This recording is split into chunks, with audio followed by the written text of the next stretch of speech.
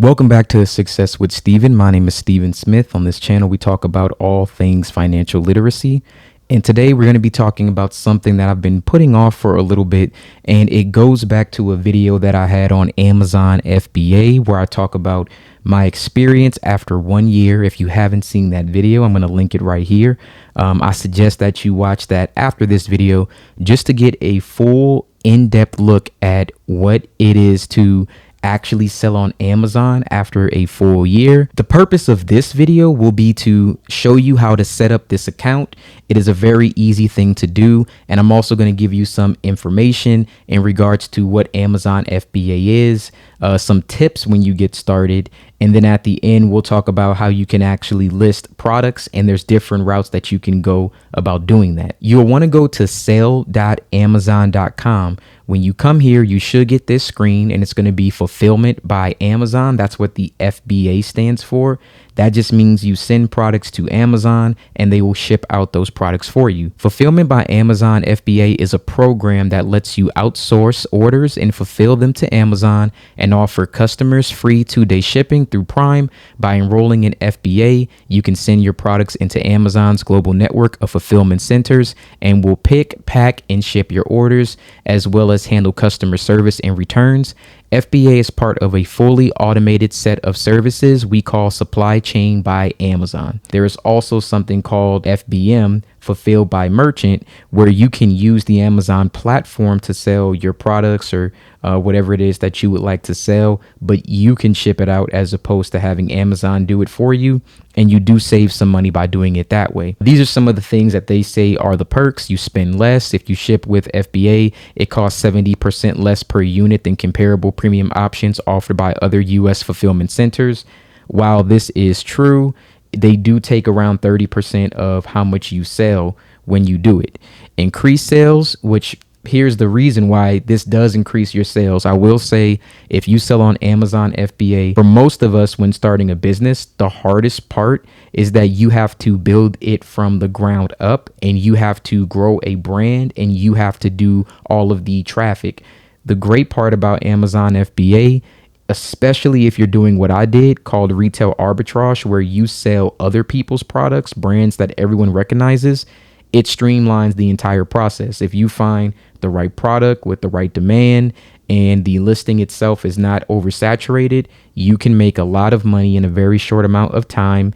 And when it works, it's easy. So growing your business, here's the flip side of that. Selling your own products, Amazon is a great platform to sell on because it is trusted by, most consumers. This is the largest e-commerce platform in the world. So everyone uses it for the most part. It's not something that you can just scoff at or ignore. It's pretty much integrated into all of our everyday lives. So just like YouTube, you want to start looking at places where people spend either a lot of time or a lot of money as your medium, and you can operate with great ease. So instead of spending time processing your own orders and handling customer service inquiries and managing the returns, use FBA to focus on developing products and delighting customers. So let's look at some more information on how FBA actually works. Amazon FBA can help decrease fulfillment headaches as you scale your business. Step 1, you're going to set up your Amazon FBA account. 2, create a product listing. Once you add your products to the Amazon catalog, specify FBA inventory. I'll kind of show you how that works. And then prepare products. Prepare the products for safe and secure transportation to a fulfillment center according to Amazon packaging guidelines and shipping route requirements. Ship products to Amazon, create a shipping plan, print Amazon shipment ID labels, and send shipments to Amazon fulfillment centers. So I may do that in this video, or I might separate it. But when you go to send a product to Amazon, there's going to be something called gating, and you need to get ungated, meaning you need to get permission to sell that brand in order for you to be able to put it on Amazon. I'll do a brief overview on that. I had a difficult time doing it in my first month. After month 1, I pretty much learned exactly how to get ungated for anything. I'm going to tell you how to do it in this video, and then if you need more like of an in-depth guide, I'll show you step by step how to get ungated for any brand on Amazon. I also want to mention that for me, only doing retail arbitrage, if you are somebody who wants to start your own brand and you want to start that on Amazon, I might actually contact my brother. It's funny, I've never mentioned my brother before. but he does Amazon, but he does Amazon FBM. He also has his own personal brand. So I would say he does the flip side of that, and he'll tell you exactly what it takes to create a listing, to get something trademarked and licensed. It's a lot when you're doing your own personal brand. And I'm going to be honest, in my personal opinion, the only reason why I would do a personal brand is if I grew that personal brand outside of Amazon first. And this was just going to be another place to list it. Like, he's really good with e-commerce and eBay and some other stuff. And, you know, I do the arbitrage and a bunch of other things. One day, if you guys want more information on personal brand, I'll have him come here, and then maybe I'll record like a little interview type style. If I see that there's enough demand for it, then I might look at doing that. But he would be a much better person to ask about that process, because it is not the easiest process to get through, but it's easier when you have someone who can guide you step by step how to do that. And I'm also about giving you firsthand information with real experience. I don't have an experience with the personal brand. I've never done it, learned about it as much as I could, but it did not interest me whatsoever. Why I prefer to sell other brands that are familiar with, like Nike, Adidas, you know, things that everyone uses every day that people will just buy indiscriminately. So there is a cost when you send stuff to Amazon based on the size. So you do want to take that into consideration when you're trying to find your product. So the fulfillment cost per unit includes picking and packing your order, shipping and handling, customer service, and product returns. Cost based on weight and dimensions of your product. Shipping weight is calculated based on the item unit's weight or dimensional weight. So if you look at this, small standard items, 2 ounces or less, $3.22. That was February 5th to April 14th, 2024. And then starting April 15th, 2024, some prices are actually going down. The larger that it will get, usually the more that it's going to cost. Larger and bulky items with heavier weights will cost you more, which is, the more you learn about this, the more you'll probably start to learn that you want to look at items that are not going to be that heavy or that large. I suggest smaller items that cost you no more than maybe $30, if not less. That way you don't have to worry about the cost being too much per item, or the item being too heavy and it costing you so much to actually ship it to someone. So you also want to take into account FBA storage costs. Now, we just looked at the fulfillment cost. That's going to be what it costs you to ship something depending on the dimensions and the weight. Now, the storage cost is how much they're going to charge you to keep it at Amazon. Rule of thumb for me, I usually buy inventory that will sell within a 30-day time frame, and then I send out inventory as it gets lower. You can set alerts so you can get notices when your inventory is about to run out. I then buy more. I sending out to Amazon. I package it myself. I use this little label maker right here, and I use these things right here to actually put them on the boxes. And again, I did this for every single day for about a year. So I was sending out nothing but packages all day, every day. It's tough sometimes, but I will say that doing it that much, I learned a lot. And you're going to have to go through that process of learning which products makes the most sense for you based on the weight, based on the costs for storage fees, and also based on how fast you can sell it. There's also programs that you can use, things like one's called Jungle Scout.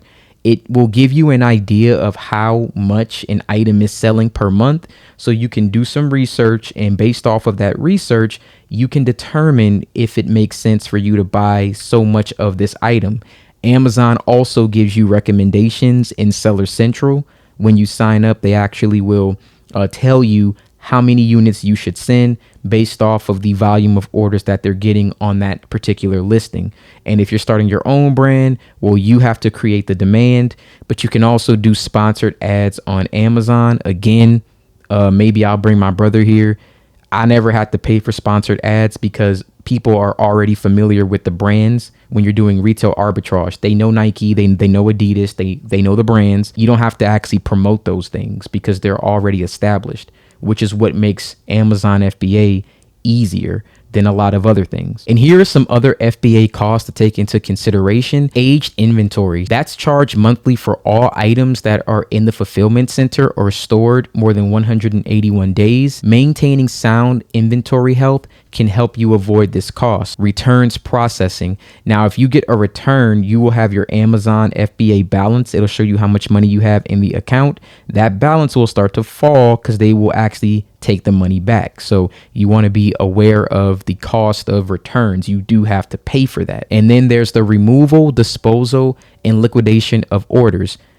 If you get a return, you can have Amazon send the return back to you. You can also have them dispose or liquidate. Now, a lot of times when you have pallets of things, these end up being items that people either didn't get back from Amazon. Maybe their seller account got shut down. Amazon ends up reselling those at a very low cost. And you can tell them whether or not you want them to just keep the items if you don't want them back, and they'll just take them or liquidate them. Sometimes they'll give you a little bit of money for them. You'll just have to take a look at the inventory and see. And then FBA inbound placement service. Placing inventory closer to customers in multiple fulfillment centers across the country is critical to delivering products faster at a lower cost. So when you do FBA inbound, as you're sending out a product, you can select exactly which part of the country you want Amazon to send your products. I want to tell you a little trick with that. If I send inventory to a Western warehouse, they will get the inventory faster, which means I could make money faster. So if you are able to see the volume that that item sells and you know that you can sell that within 30 days, I would probably send it to the closer warehouse, because that way you can get a lot more sold in a shorter amount of time. It takes time for this stuff to get checked in. When I've sent out stuff to, let's say, the East Coast, it might take 3 or 4 weeks to get checked in. If I send it to the one that's closer to me, it might only take a week, and I can start making money by that following week. So take that into consideration when you're looking at FBA inbound placement service. You'll also get a revenue calculator when you're doing this, where it'll estimate how much money you can make. I would say that this is a particularly accurate calculator. I do my own calculations based off of what I've learned through history. I have an Excel spreadsheet of where I keep everything on my inventory, the cost, how much money that it makes me. And I also combine this with Jungle Scout. But I will say that it's a useful tool to use from time to time, especially when you just want to see really quick how much your item is selling for. And of course, if you adjust the price, because you can change your price whenever you see fit. Maybe you notice that sales are a little down, or maybe you notice that someone is also a competitor and they're selling at a lower price. Maybe you want to match their price. You can then use the revenue calculator to see what the difference is and to see if it makes sense for you to drop your price. FBA inventory management. There's tools that you can use when you list products that help you create a shipping plan, track and monitor your shipment, and also remove inventory from Amazon where maybe you want to recall your inventory and get it shipped back to you. Performance dashboards. It lets you know how well the inventory is selling. And there's a lot of different options that you have. And then of course, restocking. That's when I was saying that you could set up notifications of when you need to send out more inventory to protect your sales rank. Now, protecting your sales rank is more of a personal brand thing. And let's say you forget to send items or you don't have items to sell. What happens is your seller rank starts to fall. And why that's important is the higher your seller rank for the item, the more likely you are to show up on Amazon's front page, and the more likely people are going to find you. If they can't find your product or it falls in rank, you're probably going to get less sales, which will then force your hand to pay for Amazon sponsored ads to then get back to that front page where people can see you. So you definitely want to make sure that your inventory is in stock if you have a personal brand.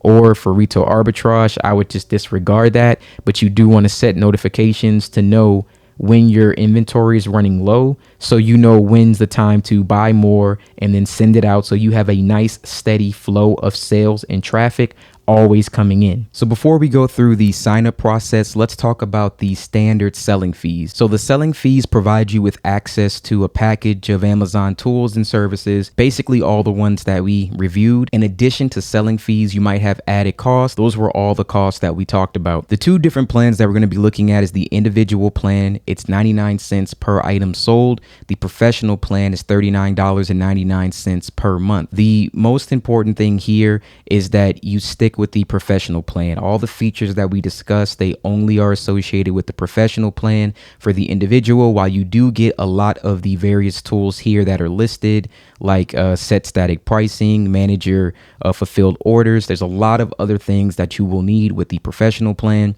as well as being able to have the featured offer. That's one of the most important things that you'll learn with selling Amazon FBA.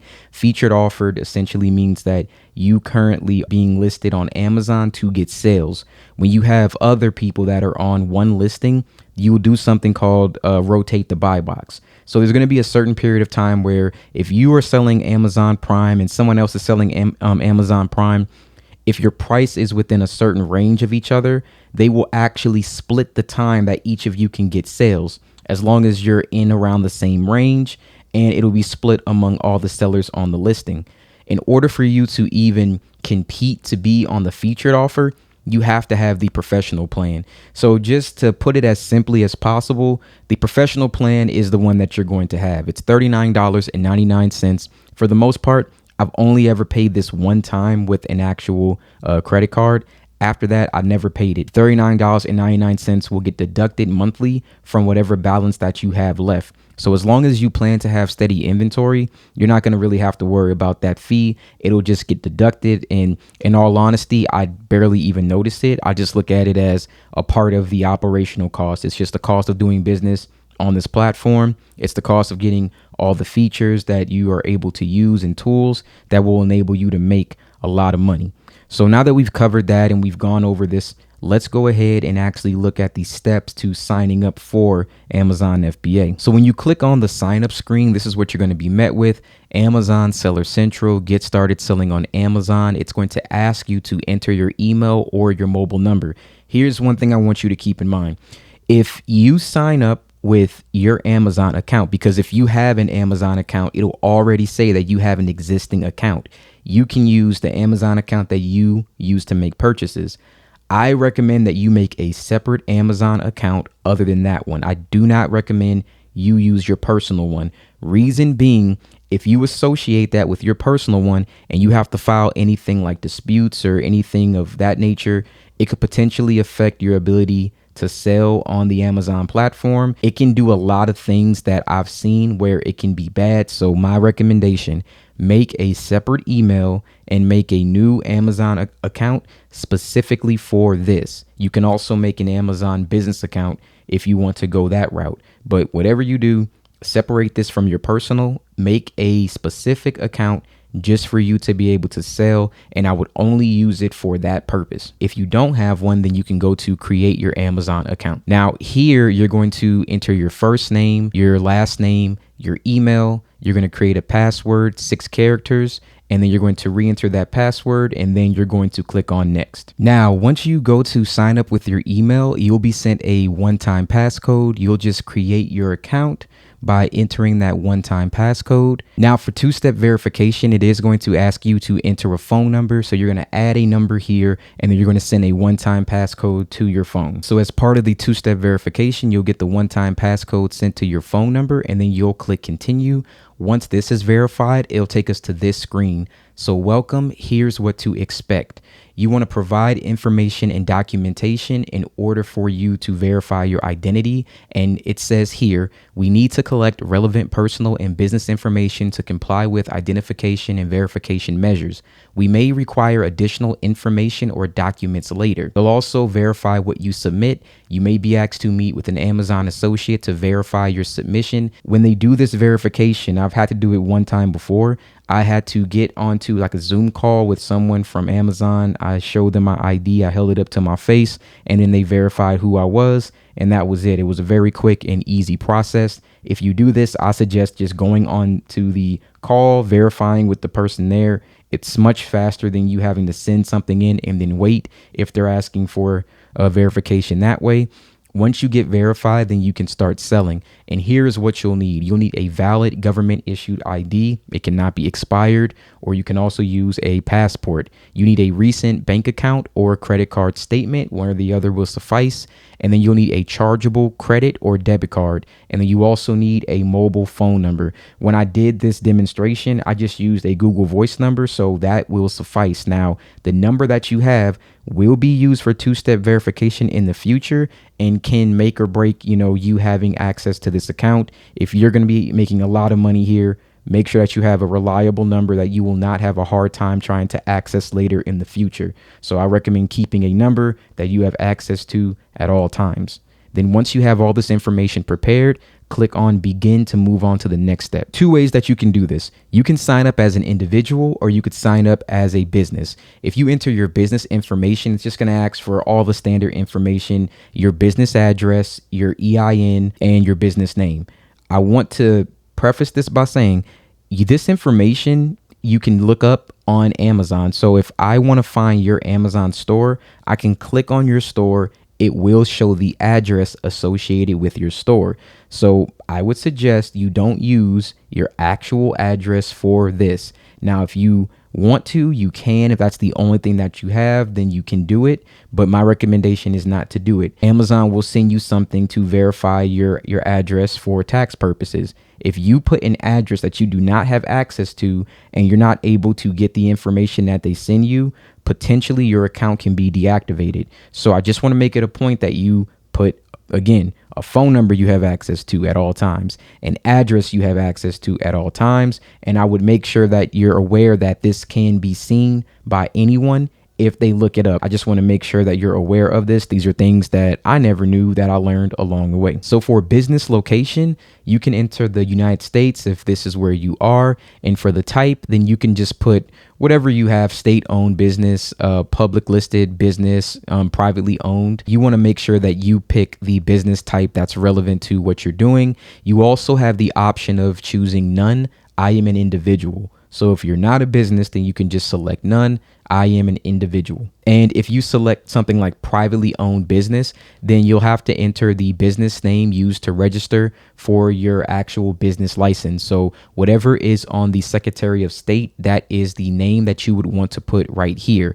Now for this demonstration, they're the exact same. You can follow the prompts. I'm just going to select that I am an individual for the demonstration. Once you enter that information, you'll be met here with a primary contact person information.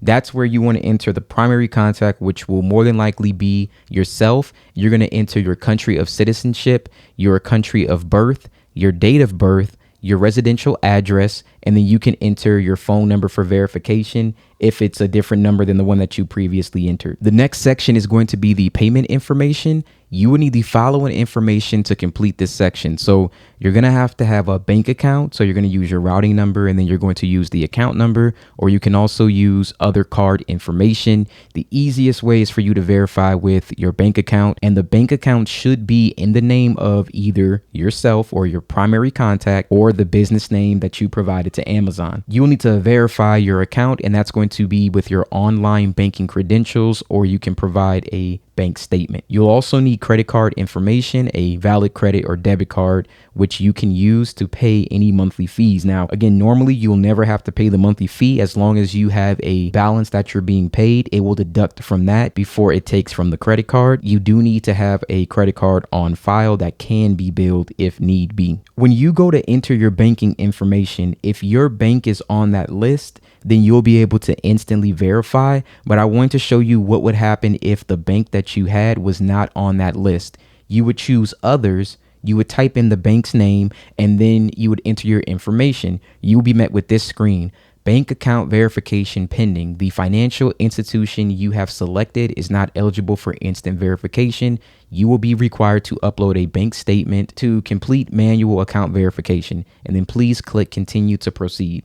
So you will have to do a manual verification by uploading an actual bank statement if your bank was not on that list and did not qualify for instant verification, but then you'll hit continue. Once you hit continue, you'll be met with payment information. So this is where you're going to add your credit or debit card, and the credit or debit card should actually match the billing address that you have on your account. Now you'll be met with store and product information. This is your chance to enter your store name. This can be changed if you want to change it later on, but you do need to enter something in here, and you could put whatever you would like, even first name, last name, store, maybe the name of your business, store or shop. Now it's going to ask if you have a universal product code. Now for the People like me who do retail arbitrage, who will be selling other brands, the answer will be no. You will not have a universal product code. If you're doing I kept calling it a personal brand. I'm sorry. What I meant to say was private label. Private label is actually the term of when you create your own brand. And if you have if you're doing private label or you have your own brand that you're selling, you probably have a UPC, a universal product code. If you do have that, then you would enter it here. Do you have any diversity certifications as far as a minority, a woman, a veteran? Do you have a brand, or do you serve as an agent or representative or manufacturer of a brand of any of the products you want to sell on Amazon? And you can say yes, no, or some of them, whichever is applicable to you. This is the last part, identity and address verification. You should see all your primary contact information here. You will then want to enter your driver's license or upload your document that you're using. If you did select driver's license, you'll see that, or you'll see passport. And then you'll want to also add your proof of address, which will just serve to verify your identity even further. And you can use a bank account statement, a credit card statement, or what have you. So get those documents. If you have the driver's license, upload the front side and the back side, and you'll put that here, and then upload your bank account or the document that's going to be used for your proof of address, and then click on next. Now here is the very last step. It's identity verification. You're going to choose one of the available options to verify your identity. You can take a photo of your face, and this option may result in faster verification. You can complete this step at your convenience, and you don't have to wait for an associate. You can use your device, like your camera, anything that you have, even from your computer. If it has a built-in camera, take a picture of your face. They'll be able to verify your identity. Or you can also record a video of your face, and you can use the device as well, your phone. You can use your computer, and then they'll be able to verify your identity that way. So if you click on next, then you'll be met with this: verify your identity by taking a picture of your face. You can read through this because it tells you that this is a third-party service that's used to verify your identity and prevent fraud. It just gives you some information that you do have to consent to. And once you consent, then you would hit next. So this is what you'll be met with. Before you get started, make sure you have the government ID document you uploaded during the registration process. When you're ready, click the button below to begin, and you can click Start Identity Check. And then you'll click on United States, you'll click on driver's license, and then you'll click on front of driver's license. This is what's going to come up. It's going to be take a clear photo of the front of your driver's license, and then you'll take the photo. Once it takes the photo, you'll see it here, and my camera is covered on my computer, but it would be just like this. You would take a picture, you would click on use photo, then you would take a picture of the barcode of your ID, and then you would upload that information as well. Now, I'm just going to cancel the verification here because at this point, we're going to stop. You know what to do with the rest of the process. It is very self-explanatory. And what we're going to do now is sign into my Seller Central account so I can show you what Seller Central actually looks like once your account is set up. This is the layout that you're going to see. I'm just going to go over a few things on here because I believe this should be its own video to go through everything in Seller Central, how to operate it, how to use it. But I'm just going to give you a brief overview of a few things. So pretty much everything, when you see what the name is what is implied. This is your seller feedback. So this is the reviews that people have about your account. This is your account health, how well your account is doing. If you go in here, like, for example, if you got too many complaints or things like that, it'll let you know what your rating is. And if your rating gets too low, your account can actually be deactivated. So you want to pay attention to that. The featured offer is exactly what I was talking about when it comes to having a professional plan. The featured offer is the time that your actual listing is getting sales. So mine is 2% down from where it was, or it's 2% right now. So it fell down, and that can be the cause of inventory or things like that. Like maybe my inventory was going down, my price was too high. That would give me an indication to go into my product listing and find out what the problem is. The inventory performance index, it is an IPI score. And with that score, it'll just, again, let you know how you're doing with maintaining your inventory. Your total balance here is what you currently have. Currently, I have $4,261.13 in my account. I have 9 open orders, Once these orders have been sent out by Amazon, they will then add to this balance, making this go up. And then there's also the sales dashboard for today. So that's letting me know I have $220.80 in sales for today. And then this is my stores, but stores just kind of let you know that this is the different places that you're having sales. So North America, the United States, Canada, and Mexico. So South America, I have Brazil. You can also add more stores. I just don't have any additional stores added currently at this time. So let me take you over to the sales dashboard. For the sales dashboard, we're just going to see what I've done maybe in the last year. Here are my year-to-date numbers in the sales dashboard. It's showing 1,128 total orders, but 1,148 units ordered. So this may be like, I may have had like 20 returns. It's not bad, especially, you know, how far out we are in the year. Average unit orders, average sales price that I'm getting. And it lets me know that the ordered product sales is $30,468.06. And then this is where we're at so far. But when I compare it to last year, you know, around by end of year, I was at 99,766. And it's just letting you know this year so far, last year by end of year. So as you can see, I haven't been doing as much in terms of selling as, you know, compared to last year, but I've been focusing on YouTube. So I haven't been doing as much. What I will say is it's a lot less stress for me personally to just do a little bit of selling and making consistent sales throughout the year, as opposed to me trying to keep up with it year round. There are certain points in the year where I have found that I get more sales, and it's easier to just focus on that as opposed to trying to focus elsewhere. And it's become seemingly passive income fairly easily for me to make. Like, it's really not that hard for me to do this now, and it freed up a lot of time for me to start doing what I'm doing currently. So that's just a comparison that I wanted you to take a look at, just to see how far we are year to date, and that is for all the marketplaces that I currently sell in. Last thing I want to show is just how you can actually list an item. So you can scroll down and you'll see the section that says catalog. You'll want to click on add products. When you go to add products, you can type in product names. Like, for example, let's type in something like Nike. And I want to also show you what happens when you actually try to sell a product on Amazon. And as you can see, some of these just say not available, which means that I'm not actually able to sell them. But here's one that I can sell. So see how it says Nike Club Fleece Full Over Hoodie? You would go to here and new if you're selling this new, and then you would go to sell this product. Now, if I went to sell this product, I can then add some information here, and then I would be able to sell it. The contribution SKU is just what you're going to name this product, the amount that you're going to send, the price that you're going to sell it at, the condition of it, and you'll go through all this, and then you'll be able to add this listing, and you would go to save and finish, and then you would be able to actually sell this product. Now, I'm able to do this fairly easily because of how long I've been selling in my tenure. Most people are not able to sell without getting ungated, like I mentioned before. So getting ungated is a different process, and I'm going to, you know, probably go into detail about that in an entire video, but it's actually fairly simple.